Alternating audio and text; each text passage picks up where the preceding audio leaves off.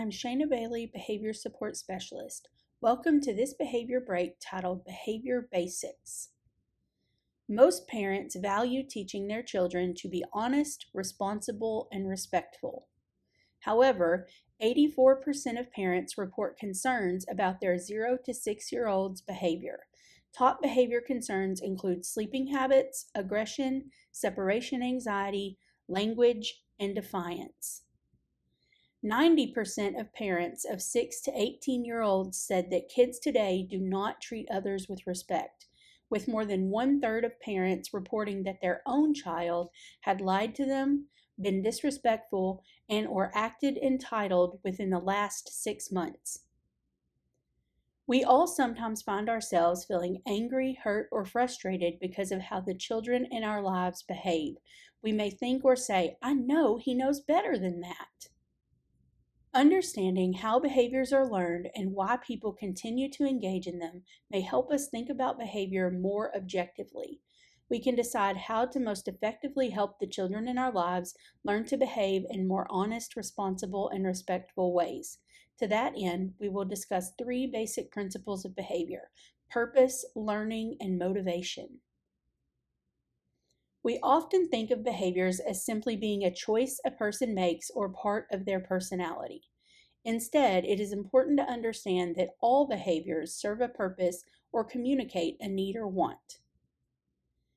Sometimes behaviors get attention from another person. For example, you might stop what you are doing to discuss your child's problematic behaviors, provide them comfort to help them calm down, or provide some other form of attention. Siblings or peers might tell a child who is bothering them to stop, push them away, or begin playing with the child. Attention can take the form of spoken words, sounds, gestures, a look, or some other physical interaction.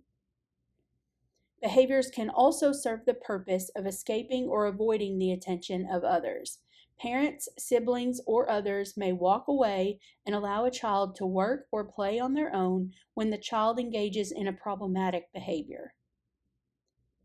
Some behaviors result in getting access to preferred items, activities, or places. For example, we have all given the child in our life an extra cookie or taken them to the arcade after what feels like the 100th time they ask. Behaviors may also allow us to escape or avoid a task or another instruction. When the children in our lives engage in problematic behaviors, we may not require them to complete chores, eat undesired foods, complete homework assignments, or otherwise follow our instructions in order to stop or avoid their problematic behaviors. People sometimes engage in behaviors because engaging in them feels good. In this case, feels good means that something about the physical sensation created by engaging in the behavior is preferred enough that the person continues to engage in the behavior in the future. When behaviors serve this purpose, the person will engage in the behaviors when alone as well as when others are present. Some examples might include playing piano because of the sounds it produces, jumping on the trampoline because of how it feels to do so, or singing alone in the car. Some behaviors produce escape or avoidance of sensory input or overload. Common examples include wearing noise-canceling headphones in loud environments, taking Tylenol to relieve a headache, or wearing goggles to prevent water in your eyes when swimming. Considering a person's behavior alone does not help us think about the purpose of the behavior. For example, if I tell you that Joe is throwing things at home, you have no idea what purpose throwing things might serve for Joe. Considering what happens before the behavior and what happens after the behavior may help you understand the possible purpose or purposes of the behavior. In the case of Joe, what if I tell you that he throws items at home when told he must help fold the laundry or help with other household chores? When he throws things, his mom gets on to him and sends him to his room to sit quietly or read, 2 activities he does not enjoy. She typically completes the laundry or other household chores by herself. In this situation, throwing items may be serving the purpose of allowing Joe to escape household tasks. Alternatively, what if I tell you that Joe often throws items when his mom is busy, on the phone, cooking dinner, or doing something with one of his siblings? When he throws things, she stops what she is doing to talk to him about his behavior. She tells him to pick up the items he has thrown and then often helps him choose something more appropriate to do or allows him to join her in what she was doing before he threw the items. In this situation, throwing items allows Joe to gain adult attention. In addition to understanding that we engage in behaviors because they serve a purpose, it is important to know that behaviors are learned through our experiences over time. Find out what works and do more of that. This quote, in essence, describes how behaviors are learned. When the outcome of a behavior meets a need or want for a person, the person is more likely to engage in that same behavior again when put in a similar situation. This is particularly true when the behavior is the most effective and efficient way for the person to satisfy their need or want. Consider this concept as it relates to Joe. Let's say that several times when his mom was cooking dinner, on the phone, or helping one of his siblings, Joe went to her and politely asked her to play with him. She most often responded by telling him she was busy but would let him know when she could play with him. As a result, Joe learned that asking politely was not an effective way to get his mother's attention, so he has stopped asking her politely to play with him when she is busy. However, after several times of his throwing items and his mom interacting with him following that behavior, Joe is more likely to throw items when his mom is cooking dinner, on the phone, or helping one of his siblings. He has learned that throwing items is an effective and efficient way to get her attention in these situations. Our third basic principle of behavior is motivation.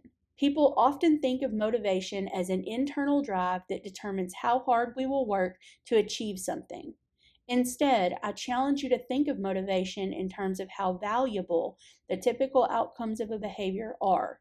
Motivation to engage in a behavior can vary from day to day. For example, let's consider a teenager who has learned that completing her household chores results in the outcome of earning a weekly allowance. There are many things that could impact the value of earning allowance during any given week. For example, she may be more likely to complete chores if she needs money to attend a movie with her friends or she has spent all of her savings on new clothes. Under these circumstances, earning allowance may be more valuable. She may be less likely to complete chores if she has just received a good amount of money for her birthday or she has a big exam to study for this week. Under these circumstances, earning allowance may be less valuable.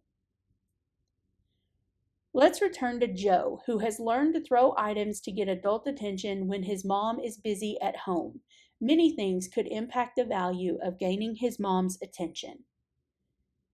Joe may be more likely to throw items when his mom worked late the day before or his sister has a stomach bug. Both of these things result in Joe receiving less attention from his mom at home. Having an unfamiliar substitute teacher or absent best friend might mean that Joe has less attention from others during the school day than is typical, so the value of adult attention may be greater and Joe could be more likely to throw items to gain attention at home. On the other hand, the value of adult attention may decrease, and Joe may be less likely to throw items at home when his sisters are at a sleepover, his grandmother is visiting, or his mom is on vacation. All of these events could have resulted in Joe receiving more adult attention at home. He may also be less likely to throw things to gain attention if his mom has just given him a new video game.